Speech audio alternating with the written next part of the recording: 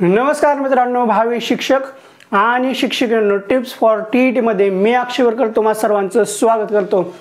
आजच्या या व्हिडिओमध्ये आपण अतिशय महत्त्वपूर्ण गोष्टी संदर्भात बोलणार आहोत, जी की आहे शिक्षक पात्रता परीक्षा याच्या संदर्भात जी काही महत्त्वाची बातमी आहे, अपडेट आहे, याविषयी सुद्धा बोलणार आहोत। त्यानंतर आगामी काळामध्ये होणारी शिक्षक अभियोग्यता व बुद्धिमत्ता चाचणी म्हणजे थर्ड टेट याच्या संदर्भात सुद्धा बोलणार आहोत। त्यानंतर अतिशय महत्त्वाची गोष्ट जी की सध्याच्या शिक्षक भरतीसाठी जे काही अभियोग्यता धारक आहेत त्यांच्यासाठी जी काही मुलाखत यादी लागणार आहे ती कधीपर्यंत लागेल, मग त्याच्या अगोदर उर्दू कन्व्हर्टरचा राऊंड लागेल का किंवा नाही लागल्यानंतर मग कधीपर्यंत लागेल, असे जे काही विषय आहेत याच्या संदर्भात आपण आजच्या या व्हिडिओमध्ये सविस्तरपणे माहिती पाहणार आहोत। तर आता सर्वप्रथम आपण शिक्षक पात्रता परीक्षा याच्या संदर्भात बोलू। आता शिक्षक पात्रता परीक्षा याच्या संदर्भात अतिशय महत्त्वाची बातमी आहे। याच्या दृष्टिकोनातून सकारात्मक पावलं उचलले जात आहेत। लवकरात लवकर शिक्षक पात्रता परीक्षा ही पार पडलेली असेल। आता ही परीक्षा विदिन 2 मंथ मध्ये कंप्लीट झालेली असेल। याच्या मागची प्रक्रिया आहे ती सुद्धा सुरू झालेली आहे। आता तुम्हाला माहितीच आहे की गेले वर्षभरापासून मी सांगतोय की शिक्षक पात्रता परीक्षा होणार आहे। एकदा का शिक्षक पात्रता परीक्षा झाली रे झाली, त्यानंतर थर्ड टेट सुद्धा होणार आहे आणि थर्ड टेटच्या माध्यमातून जवळजवळ ह्या 20,000 जागा भरल्या जाणार आहेत। अशा गोष्टी मी वारंवार सांगत आहे। पण आता इथं झालं काय होतं की शिक्षक पात्रता परीक्षा ही होणार आहे, वर्षभर झालं होणार आहे, अशा गोष्टी चालत होत्या, पण कधी होणार आहे, कशी होणार आहे, काहीही नव्हतं। मग होणारच नाही अशा गोष्टी जास्त चालल्या, त्यामुळं खूप जण निगेटिव्ह झाले, खूप जण अभ्यास करणं सोडून दिले आणि ही काही परीक्षा होत नाही, इथं परीक्षा घेऊन काय करणार आहेत, नुसतं टीईटी घेणार, मग टेट कधी घेणार, इथं 2017ची भरती पूर्ण झाली नाही, मग 2022ची भरती चालू आहे, त्यांच्या जागा आणखीन भरल्या नाही, 2017च्या तशा पूर्ण आहेत, टीईटी घेऊन नुसतं पैसा गोळा करणार, टेट घेऊन नुसतं पैसा गोळा करणार, पण शिक्षक भरती काय करणार नाहीत, असे जे काही नकारात्मक विचार करणारे प्रवृत्तीचे लोक होते, यांच्यामुळे जे काही या भरती प्रक्रियेमध्ये असणारे अभ्यास करणारे सुद्धा होते, त्यांच्या मनावर सुद्धा खूप परिणाम झालेला आहे। पण अशांसाठी मला एकच सांगायचं आहे की तुम्ही या भरतीमध्ये थांबूच नका। तुमच्यासाठी हे क्षेत्र नाहीयेच, हे क्षेत्र संयमाचं आहे। तुम्ही या क्षेत्रापासून दूर जावा, तुमच्यामुळं दुसऱ्यांच्या मनावर सुद्धा परिणाम होत आहे। संयम ठेवावा लागतो आणि सकारात्मक राहावं लागतं शिक्षक भरतीमध्ये। हेच आहे 2017 पासून ते आत्तापर्यंतच्या दृष्टिकोनातून। असो, आता ही परीक्षा होणार होती, IBPS घेणार होते, IBPSला लँग्वेजचा प्रॉब्लेम आला, भाषेचा आला, त्यामुळे त्यांनी घेतली नाही।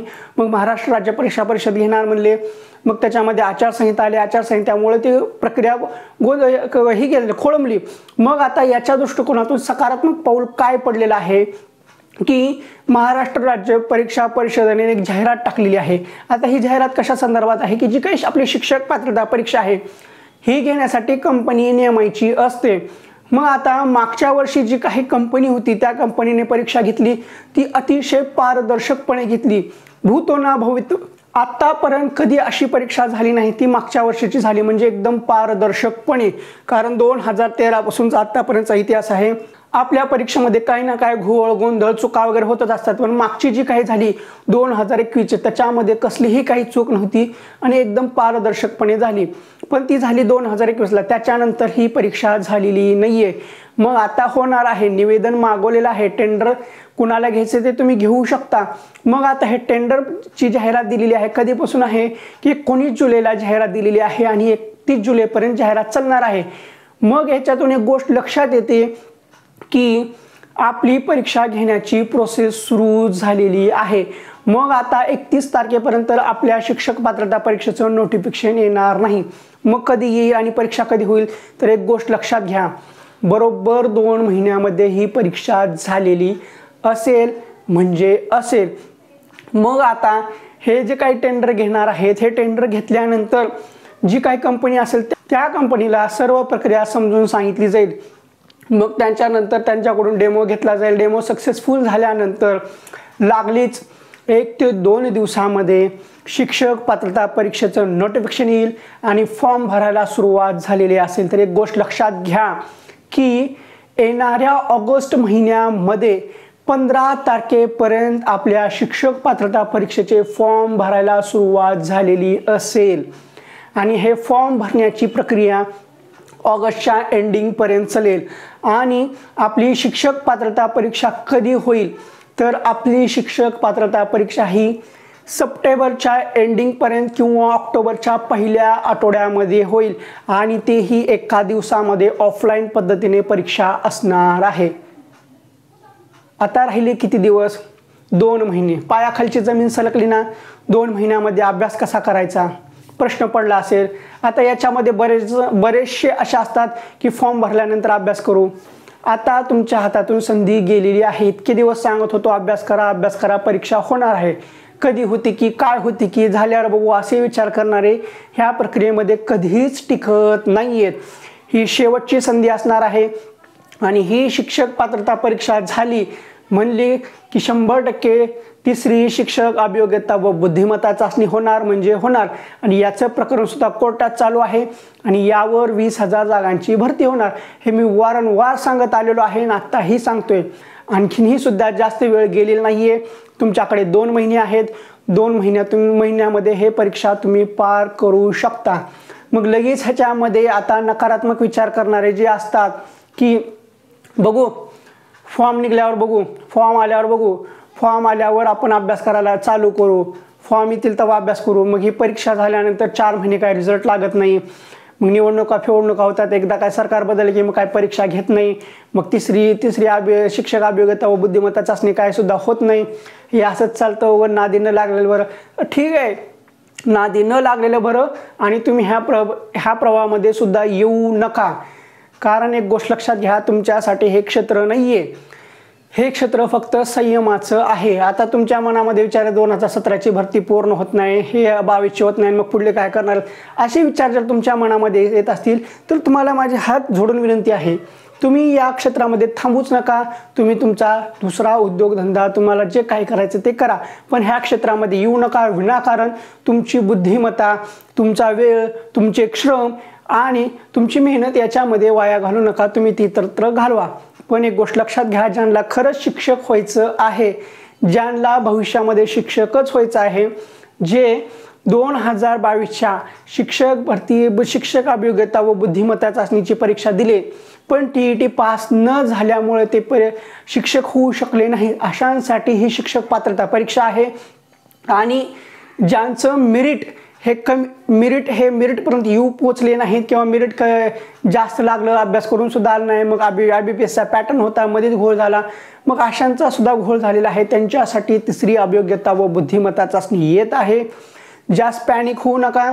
1 वर्षभरामध्ये आणखीन शिक्षक अभियोग्यता व बुद्धिमत्ता चाचणी होत आहे, त्याच्यामार्फत आपल्याला परत नोकरी लागण्याची उत्तम संधी आहे। एक गोष्ट कळाली, शिक्षक पात्रता परीक्षा ही लागलीच 2 महिन्यामध्ये पूर्ण होईल।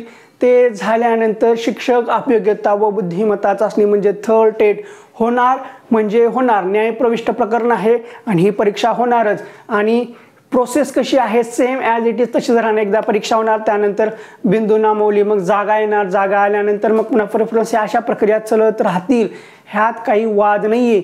पण एक महत्त्वाची गोष्ट, सकारात्मक गोष्ट ही आहे, परीक्षा होणार म्हणजे होणार। मी वारंवार सांगत आलेलो आहे, अगदी तसं घडते। आता ही परीक्षा आपल्याला ऑगस्टमध्ये आपल्याला फॉर्म भरायला सुरुवात होतील, ऑगस्टच्या एंडिंगपर्यंत फॉर्म चालतील, सप्टेंबरच्या एंडिंग किंवा ऑक्टोबरच्या पहिल्या आठवड्यामध्ये आपली शिक्षक पात्रता परीक्षा ही पार पडलेली असेल। मग आता प्रश्न पडला असेल की याच्यामध्ये आचारसंहिता आली तर आचारसंहिता येऊ न येऊ, परीक्षा होणार म्हणजे होणार, परीक्षेला काही अडचण नाहीये। ही फक्त पात्रता परीक्षा आहे, ही परीक्षा तुम्हाला लागलीच नोकरी देणार नाहीये, त्यामुळे आचारसंहितेच्या काळामध्ये सुद्धा ही परीक्षा पार पडलेली असेल। त्यामुळं आणखीन एकदा कळकळीची विनंती करतोय की विनाकारण नकारात्मक गोष्टीकडे लक्ष देऊ नका। होईलच का नाही, झाली तर कधी होईल, तारीख कधी येईल, तिसरी अभियोग्यता व बुद्धिमत्ता चाचणी कधी होईल, असले बिनकामाचे विचार करू नका। ह्या विचारामध्येच खूप जणांचं आयुष्य बर्बाद झालेलं आहे। कारण 2017 पासून परीक्षा झाली नव्हती, त्याला 5 वर्ष लागले, परीक्षा काय होतच नाही, असंच होत नाही, तसंच होत नाही, असं करून 2022ची परीक्षा डायरेक्ट एकदम करून टाकली। 22 दिवसामध्ये सगळं जिकडं तिकडं कारभार ओळखला गेला। अशा बऱ्याचशा गोष्टी होत असतात आणि अशा गोष्टी केल्यामुळं आपल्या आयुष्याचं नुकसान होतं। युद्ध हे कधीही सांगून होत नाही, तसं परीक्षा कधीही सांगून होत नाही, तसं आपले शिक्षक अभियोग्यता व बुद्धिमत्ता चाचणी ही होणार आहे हे माहिती आहे, कल्पना आहे आपल्याला. पण त्याची तारीख जरी माहीत नसली तरी त्याची प्रोसेस आपल्याला आत्तापासूनच करायला हवी. जरी उद्या परीक्षा झाली तर त्या परीक्षेमध्ये आपल्याला चांगले मार्क्स भेटायला हवेत, ह्या दृष्टिकोनातून अभ्यास असायलाच हवा. असो, ह्याच्यावर आता जास्त प्रवचन द्यायला नको. आता सर्वांच्या जीवाभावाचा प्रश्न की विथ इंटरव्ह्यूचा राऊंड कधी लागेल. तर विथ इंटरव्ह्यूचा राऊंड ह्या आठवड्यामध्ये लागण्याची दाट शक्यता आहे. पण त्या अगोदर उर्दूचा ओपन कन्व्हर्टेड राऊंड लागेल. तो लागल्यानंतर विथ इंटरव्ह्यूचा राऊंड लागेल. पण एक गोष्ट लक्षात घ्या, ह्या महिन्यामध्ये विथ इंटरव्ह्यूचा राऊंड हा लागलेला असेल. फक्त विथ इंटरव्ह्यूचा राऊंड लागला म्हणजे प्रोसेस कंप्लीट झाली असं नाही. विथ इंटरव्ह्यूचा राऊंड लावण्याच्या अगोदर आपल्याला पवित्र पोर्टलवर न्यूज बुलेटिन येईल. त्या न्यूज बुलेटिनमध्ये 30 मार्काची जी काही मुलाखत आहे ती कोणत्या पद्धतीने कशा पद्धतीने पार पाडली जाणार आहे याच्या सविस्तर सूचना येतील. त्यानंतर राऊंड लावला जाईल. मग राऊंड लावला म्हणजे प्रोसेस नाही, तर राऊंड लावल्यानंतर संस्थेचा टाइम टेबल येईल की तुम्हाला असा अमुक या दिवशी तुम्हाला इंटरव्ह्यूसाठी जायचं आहे. मग त्या दिवशी इंटरव्ह्यू द्यायचा. मग इंटरव्ह्यू झालं म्हणलं की प्रोसेस संपली का नाही. सर्व इंटरव्ह्यू झाल्यानंतर जे काही उमेदवार पाठवले होते त्या 10 जागेपैकी असा एक उमेदवार आम्ही निवडलेला आहे असं त्या संस्थेला, शासन प्रशासनाला व आयुक्त ऑफिसमध्ये सांगावं लागेल. मग तिथून आयुक्त ऑफिसमधून मग आपल्या पवित्र पोर्टलला यादी जाहीर होईल. हे सुद्धा प्रक्रिया 2 महिन्यामध्ये पूर्ण झालेली असेल. ही प्रक्रिया आचारसंहितेच्या अगोदर संपलेली असेल. कशाची? विथ इंटरव्ह्यूची. म्हणजे आचारसंहिता लागू होण्याच्या अगोदर आपल्या शिक्षक भरतीचा फेज 1 हा पूर्ण झालेला असेल. आणि त्यानंतर लागलीच फेज 2 सुद्धा चालू होईल, जो की याच शिक्षक अभियोग्यता व बुद्धिमत्ता चाचणीच्या गुणांवर आधारित असेल. आणि यावर जवळजवळ 10,000च्या आसपास जागा येतील. त्याच्यामध्ये जे काही 10% जागा होत्या जिल्हा परिषद, नगरपालिका, महानगरपालिका याच्या राहिलेल्या, त्या 3 ते 3.5 हजार असतील. आणि बाकी संस्थांच्या जागा ह्या 6 ते 7 हजाराच्या आसपास असतील, जेणेकरून जवळजवळ 10,000ची भरती होईल. आणि टोटल एकत्रित करून 30,000ची भरती ही पहिल्या टप्प्यामध्ये पूर्ण झालेली असेल. आता याच्यावर ज्यांना सुद्धा विश्वास बसत नसेल त्यांनी विश्वास ठेवू नका आणि तुम्ही या भरतीच्या नादी लागू नका. तुम्ही दुसरा मार्ग निवडावा असं माझं स्पष्ट मत आहे. विनाकारण तुम्ही स्वतः नकारात्मक विचार करून इतरांना नेगेटिव्ह करू नका. कारण येणाऱ्या 1 वर्षामध्ये 3 चान्स भेटले जाणार आहेत. आत्ता जो काही चान्स होता तो संपला. याच्यानंतर फेज 2चा चान्स आहे, जो की याच भरतीवर आधारित आहे. मग ही फेज 2 पूर्ण झाला की मग TET होणार आहे. TET झाल्यानंतर तिसरी शिक्षक अभियोग्यता व बुद्धिमत्ता चाचणी होणार आहे. त्याच्यामध्ये सुद्धा 20,000 जागा असतील. त्याच्यामध्ये जिल्हा परिषद, नगरपालिका, महानगरपालिकेच्या सुद्धा असतील. आणि त्याच्यामध्ये संस्थेच्या जागा ह्या भरमसाठ असतील. त्यामुळं 1 वर्षाच्या कालावधीमध्ये संधी खूप आहेत. आज ना उद्या आपल्याला शिक्षक म्हणून नोकरी लागणारच आहे, हा सकारात्मक विचार ठेवा. परीक्षा कधी होईल, काय होईल, असंच होते तसंच होते असले विचार जास्त करत बसू नका. 1 वर्षाच्या कालावधीमध्ये भरपूर चांगलं, खूप काही चांगलं होणार आहे असा सकारात्मक विचार ठेवा. आणि आपल्याला नोकरी लागणार आहे असाच विचार करून आता जी काही आगामी काळामध्ये TETची परीक्षा होणार आहे त्याला फेज करा. ती पास झाली की मग लागली शिक्षक अभियोग्यता व बुद्धिमत्ता चाचणीची तयारी करा. मग नोकरीपासून आपल्याला कोणीही अडवू शकणार नाही. असो, जेवढ्या काही महत्त्वाच्या गोष्टी होत्या त्या सर्वच्या सर्व मी या व्हिडिओमध्ये सांगितलेल्या आहेत. तुम्हाला हा व्हिडिओ कसा वाटला तो कमेंट बॉक्समध्ये सांगा. व्हिडिओ पाहून तुमचा काहीतरी फायदा झाला आहे असं वाटत असेल तर आणि तरच आपल्या चॅनलला सबस्क्राईब करा. लाल रंगामध्ये सबस्क्राईब बटन आहे ते दाबा. त्यानंतरची जी घंटी आहे ती सुद्धा दाबा व ऑल नोटिफिकेशन बेल सिलेक्ट करा, म्हणजे जेणेकरून सर्व व्हिडिओचे नोटिफिकेशन तुमच्यापर्यंत येतील. आणि येणाऱ्या व्हिडिओमध्ये आपण विथ इंटरव्ह्यू राऊंडची जी काही ऑल इन्फॉर्मेशन आहे ती पाहू. म्हणजे विथ इंटरव्ह्यू राऊंड जो की बेसिकपासून ॲडव्हान्सपर्यंत जी काही माहिती आहे ती सर्व पाहू.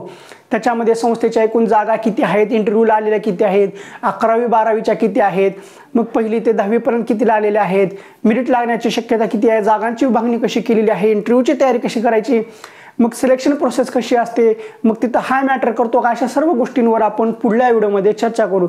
तर ठीक आहे, आजच्या व्हिडिओमध्ये एवढंच ठीक आहे. व्हिडिओ आवडला असेल तर व्हिडिओला लाईक करा आणि शेअर करायला विसरू नका. ठीक आहे, पुन्हा भेटू अशाच महत्त्वपूर्ण व्हिडिओमध्ये अशीच महत्त्वपूर्ण माहिती घेऊन.